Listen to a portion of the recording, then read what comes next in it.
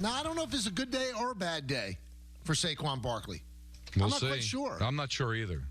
I mean, he wants to stay a Giant. I think he's going to get offered more money by other teams. For those that don't know, he was not given the franchise tag by the Giants. They didn't want to pay $12.1 million for a running back. There are a lot of running backs out there, none probably as good as Barkley, some close, and none associated with the Giants the way Barkley is. But does he relish the chance to test the free agent market? Does he think he's going to get that big money there? What if a team offers him 12 and the Giants are at 10 and he says he wants to stay here? Does he do that? And I don't blame him if he takes the money, guys. No. I'm not going to come down hard on him, but I just wonder what he's feeling today. Well, I think there's got to be apprehension. The only thing that we know for sure is the Giants don't want to pay him $12 million a year. Otherwise, they would have franchised him, or at least offered him somewhere in the vicinity. So they obviously are not going to go that high. The question is, what is Saquon Barkley worth? And we're not going to know until other teams bid on him. Now, maybe he will get the money that he's looking for from Houston, from Dallas, from Philadelphia, or any other place that might be in the market for a running back. Or he might get offered $7 million a year and go, oh, boy, I thought I was worth a lot more. And that's what the Giants, I think, are doing is, all right, instead of me negotiating with you, let other teams negotiate with you, and then you can come back to us, and if we want to match it, if you want to stay here, we'll discuss on whether you're worth that much. So it's almost like the Giants are asking all these other teams to do the legwork for him, and that's smart because I don't know what he's worth, Michael. It does seem like 12 might be a bit high for a guy that's turning 27 years old, that's had injury problems. On the other hand, if I'm Saquon Barkley, am I just relishing the chance to get out? Because in the same conversation with the Giants, it sounds like at the Combine, they're looking to get out from Daniel Jones, which means if they're trying to get out from Daniel Jones, that's bringing in another quarterback and maybe another couple of years of losing before that quarterback becomes great. And Saquon has his entire career end up being one playoff appearance and one playoff win. So is he anxious to just go someplace and win, or is he anxious to cash in? And all this, I guess, will be found out within the next few weeks. Now, the point that Don's talking about, Rich Eisen, who is not prone to hyperbole, he reported that when he was in Indianapolis, all he heard was the Giants were done with Daniel Jones. Buyer's remorse is the way he put it. And Rich is not an alarmist. He's not like that, and he doesn't make stuff up. He doesn't have to. He's got a great career. He doesn't need clicks or anything like that. But on his radio show yesterday, that's exactly what he said, that the Giants want out from Daniel Jones. And, that makes us revisit what we were talking about yesterday. Is it J.J. McCarthy? Is it somebody else? Would they make a trade for Justin Fields? Would they go for a veteran quarterback? But it does tell you if they're going to switch quarterbacks in midstream, then they probably don't need a running back because they're not going to win this year.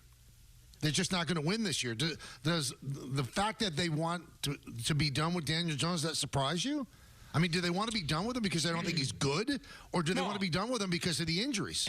No, well, listen, I know there's a lot of Giant fans that can't stand Daniel Jones, thinks he stinks or whatever. He did okay to get you into the playoffs. I know he didn't throw for a ton of yards, ton of touchdown passes, but, I mean, he can ball in this league to a certain extent. The question is, can he lead you to the promised land? Can he be a franchise quarterback? And even if you believe he could be, Michael, bad neck, bad knee, there's injury situations that might just be why the Giants want the exit strategy, even though they might believe in him. Can you really think that over the next 3 years, means this year and then have the other 2 years kick in, believe that you're going to have a healthy, stable quarterback? And I can understand if the Giants are thinking that may not be the case. But the buyer's remorse, does it come from the injuries or does it come from the fact they don't think he's good? And you know what? If they don't think he's good off of last year, then that's on them too. They're the ones that gave him the 2 years. Listen, last year was not good. But nothing was good about the Giants last year until, the defense started to figure it out and Saquon got healthy. But still, even with the other quarterbacks, and we can go crazy about what DeVito did, it wasn't anything great. He looked okay. It wasn't super. No. So he's a guy. I probably think it's the injuries, Michael. I mean, to have a bad neck, all right, he overcame that, but then the knee, another knee injury. I'm not sure if he's going to be ready for the start of camp, although they say he may be, but still we've seen players with this injury have it spill into the training camp, which means what if he's not ready? What do you do if he's not ready to the start of the season in such an important year to evaluate him moving forward? I think it's probably the injuries. It's weird, though. I mean, they still have him on the books for $40 million. So if they go out and get another quarterback to be the quarterback, does that mean that you're going to have a $40 million backup? I mean, talk about, like, wrecking your cap.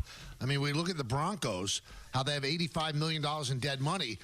Essentially, if he's a backup quarterback at 40, then you have $40 million of dead cap on a quarterback that you chose. Now, you could say that Sean Payton didn't choose Russell Wilson. That trade was made before he got there when Hackett was there. These are the people that signed him to that contract, and now they have buyer's remorse. That doesn't make them look that great either. Again, if it's the injuries, okay. But he had neck injuries before they signed the deal anyway. Then he got another one, and then the knee injury. I think the neck injury has to be the thing that concerns them the most because the state of medicine, you're going to get through a knee injury. But listen, they weren't all on board anyway. Because you can look at, $40 million, that's a lot. Not if you believe he's your franchise quarterback, it is. That's not a lot. But when they signed it, it was done. I mean, it's since become stratospheric. But everybody knew, Michael, that the money was going to go up.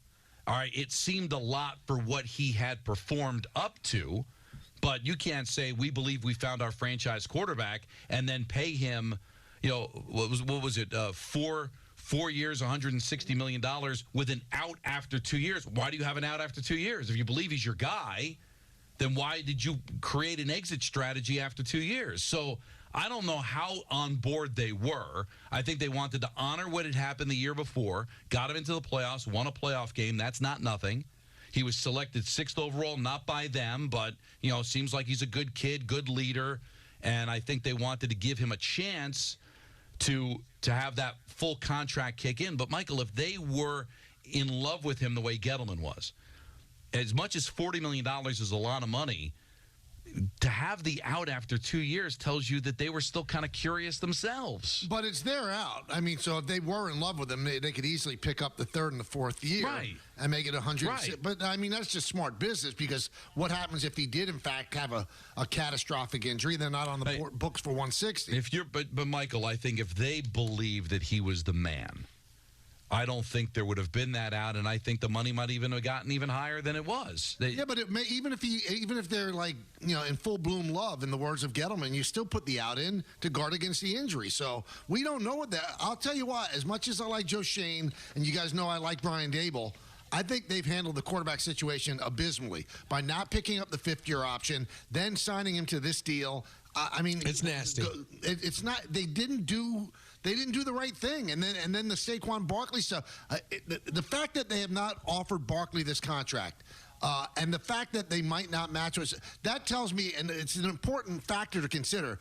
Mara and Tish are out of the equation because I think that Mara and Tish probably had something to do with Daniel Jones being signed too. Well, I hope because I think they have a lot of sway. Obviously, they're the owners. I hope not. Because they had a lot of sway with Manning. But that was supposed to change under Shane. Bring somebody outside the organization, somebody that was going to be the big boy in the room.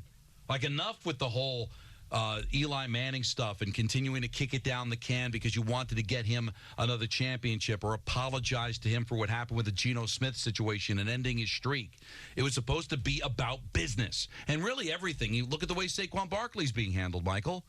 This is business. This is business. So they made business decisions. Now, obviously, they got it wrong with the quarterback. Now, I think that would have taken amazing foresight to be able to give him the 5th-year option based on what we saw. And maybe they felt a little kinship to him because he got him in the playoffs. They won a playoff game. So they wanted to bring him back. Yeah, but the kinship thing I can't buy, Don, because these guys look like they're really black and white on stuff. I mean, the fact that you're letting Barkley essentially walk away, they're black and white, which is the right way to be. So you can't give him a gold watch because they got him into the playoffs. I mean, he had 16 touchdown passes. Right, but he didn't light it up. I know, but he ran for 700 yards and 7 more touchdown passes, and there were times he looked good and he got into the playoffs. Now, it all came apart in Philadelphia, and I think we see the limitations there. But also, let's remember what were their alternatives. All right, if they decided to part ways with Daniel Jones, Michael, where were they going to go?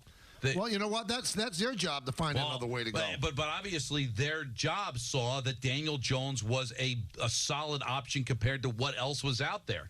But now they have buyer's remorse a year later? But a year later? And that's why I think the injuries had something to do with that. He had a catastrophic knee injury that kept him out most of the year. You don't think that can create buyer's remorse? So they were hoping that they could duplicate what had happened the year before. They go out and get Waller. Waller gets hurt. They think the offensive line's going to work. Doesn't work. Takes forever for the defense to finally get going. All right, there were a lot of issues, a lot of problems, and that falls on Dable and Shane as well. They thought they had built a better team around Daniel Jones, and they were wrong. But then Daniel Jones gets hurt again. So that's probably where the buyer's remorse comes in, guys, is that, hey, could you really honestly, you hate Daniel Jones all you want. Can you honestly say that you saw really anything last year based on how many times he played and how awful the team was around him? Well, I mean, it's not just a quarterback that decides whether or not he does well. I mean, I know that sounds convoluted. It's a lot of things, but he didn't look good. His part of the equation, he did not look great. He didn't have a lot of protection. He didn't have a lot of weapons. I get it. I get all of it. But, I mean, let's look at Peter's brought this up a lot, too, over the years. We're 5 years in. We still don't know. I mean, if you don't know after 5 years, you know. Yeah, exactly. If you don't know after 5 years, you know. To quote the very wise me. It's true. I mean, really. I mean, you don't know by now? Yeah. I mean, there are just tapes of the guys 4 years previous. You still don't know. Wasn't there a song, Don? If you don't know me by now. What's the answer? You'll never know. Then you'll never know me. All right. See? Again, I feel like I'm backed into a corner to support and Never back apologize Donnie in for a corner. Daniel Jones, okay? I don't feel about Daniel Jones the way I felt about Eli. I'd fight to the death for Eli, all right? I'm not doing that for Daniel Jones. However, since he's been here, he's had 3 different head coaches. Pat Shurmur was his first coach in his rookie year. Okay, And then Joe Judge a little secret, though. Maybe he's one of the reasons the head coaches keep losing their jobs. Well, I don't see where these other coaches are getting any other gigs. I mean, if nobody's hiring Pat Shurmur to be a head coach, Joe Douglas is not getting a chance to be a head coach again in this league. No, I mean Joe Judge. Sorry, there's too many Joes. They all should go.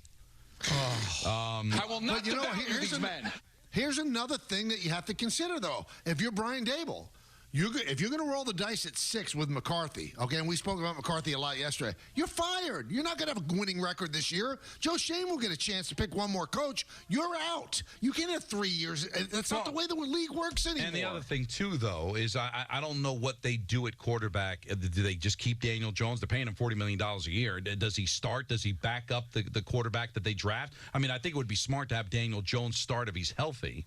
Instead of paying him so 40. what if he starts and he just rakes? All right. And he's great. Well, all right, then that's fine. All right, then the quarterback that you drafted either sits and waits because he'll become a free agent in 2 years, believe it or not, Michael. So you run into the same problem. All right, he goes out there and rakes. You kick in the last 2 years of the contract. So kid sits and he waits. Or if Daniel Jones turns the corner and becomes your guy, hey, there's nothing wrong with having a quarterback that you drafted high that maybe you could trade for something else. It's not the end of the world. But I don't think he's going to rake, Michael. I think Daniel Jones is what he is. He's a nice quarterback. I think what you saw a couple of years ago was probably his ceiling. Good enough to make the playoffs, maybe win a round, but not really lead you to a championship. So if they draft a quarterback that they believe in at 6, then I think that they're going to be looking to move on. But I also think it would be smart to have Daniel Jones start that first year. But think about this, though. In all likelihood, he's not getting Saquon Barkley. He's not going to have him back there. Now, they're going to have some kind of running back. It's not Saquon Barkley. And if you use the 6th pick on McCarthy, you're not getting one of the 3 wide receivers that everybody desires. So you're having either Daniel Jones or the new quarterback standing there naked without any weapons. Now, and I don't know if this is going to end up happening, but one of the reasons they're not franchising Saquon is, I don't think they believe he's worth the $12 million on the franchise tag. And also, they want to use that franchise tag someplace else. And the rumors are it's Xavier McKinney. I mean, if you're in a full-blown rebuild, then why are you spending your franchise tag on Xavier McKinney? So, well, he's only 24. I get, but it's only the 1 year. I mean, if you're rebuilding, you could just rebuild. I think they believe they've got some pieces here where they can possibly be competitive. But if you're starting, J.J. McCarthy or Nix or Penix, I don't see how that's happening. But we saw what happened in Houston. Nobody saw this coming with Houston. So maybe when we talk about rebuilds, if you get the quarterback right, is it that crazy to think that if he plays well, you might be able to surprise people? Now, obviously, the NFC East is not the AFC South. But did anybody think Houston would be a playoff team? Yeah, but you know what? I don't think there's anybody on this panel or anybody listening who thinks that anybody that's going to be available with the 6th pick is C.J. Stroud. J.J. McCarthy's not C.J. Stroud. Now, a lot of people didn't know that C.J. Stroud was going to be C.J. Stroud. The Texans did. They probably would have picked him if they had the number 1 pick. So it's a confusing day for the Giants. I mean, we'll talk to Jordan Ron a little bit later on. Maybe he could add some clarity to it, but wow. Okay, let me ask you guys this question.